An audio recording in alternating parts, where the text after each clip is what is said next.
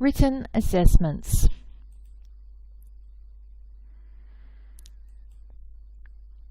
Common forms of written assessments include true-false questions, multiple choice quizzes, short answer questions, labeling pictures or diagrams, and longer written responses, for example, responding to a scenario that's provided in a paragraph in written form.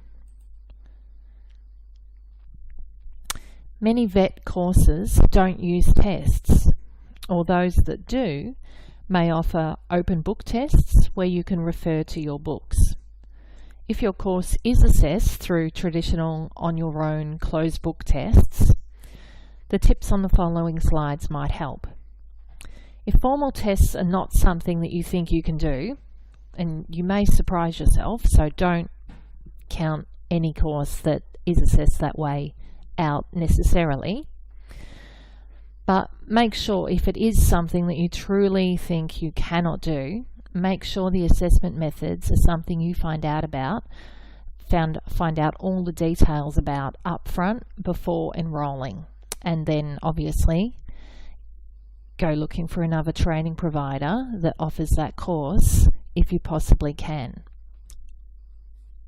that offers that course and assesses in a different way. And you will find that the same course is offered via different training providers in different ways and with different assessment methods.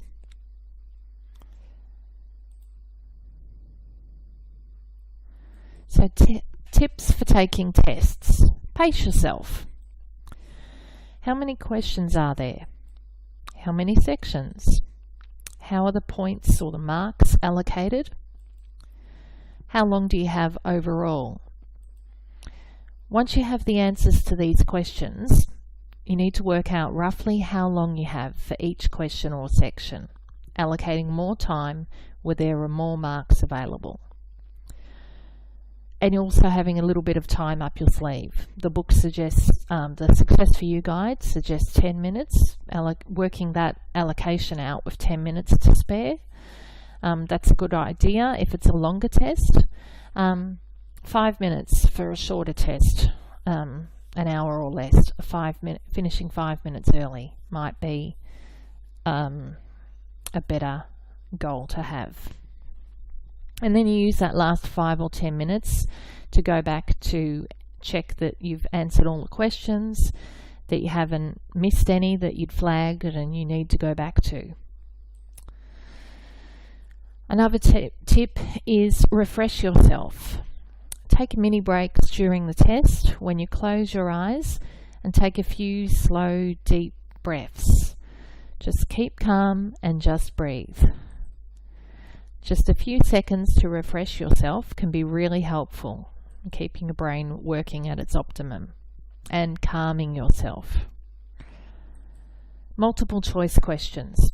Students often think multiple choice questions are easier because the correct answer is guaranteed to be there.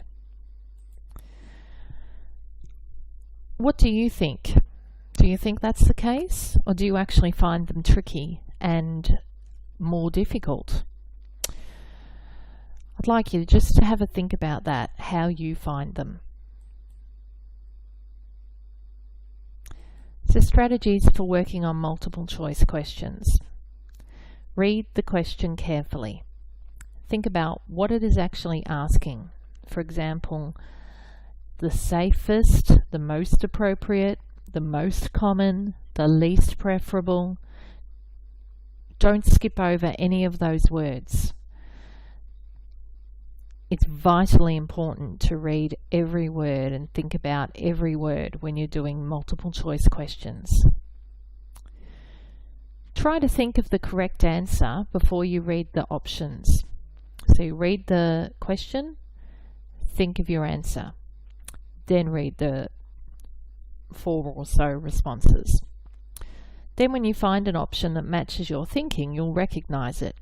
Still check the other options, that there isn't a better one for the way the questioner's exact words are phrased.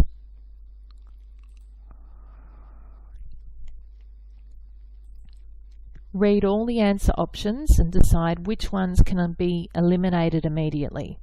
You'll then have fewer options to choose from. All of the above is often a correct response. If you can verify that more than one of the other responses is correct, then all of the above could be a very likely option.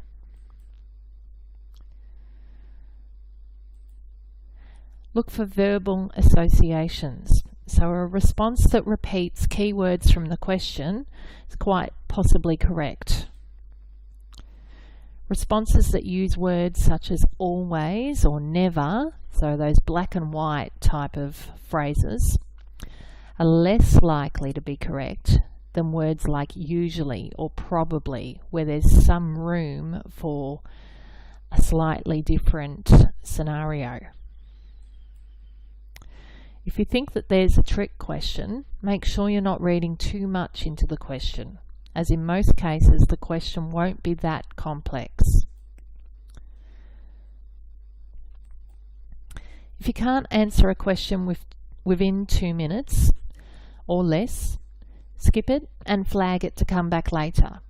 You don't want to run out of time. Now obviously if it's a 50-minute test and you have 50 questions, then you can only spend a minute on each question. So change that rule if you need to because of the timing that you've worked out, but absolutely don't spend any longer than 2 minutes on a single question.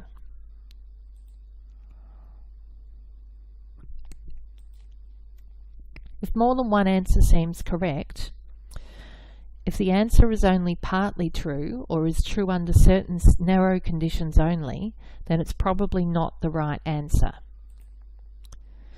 If you have to make a significant assumption in order for the answer to be true, ask yourself whether this assumption is obvious enough that the question writer would expect everyone to make it, and if not, then consider the other options.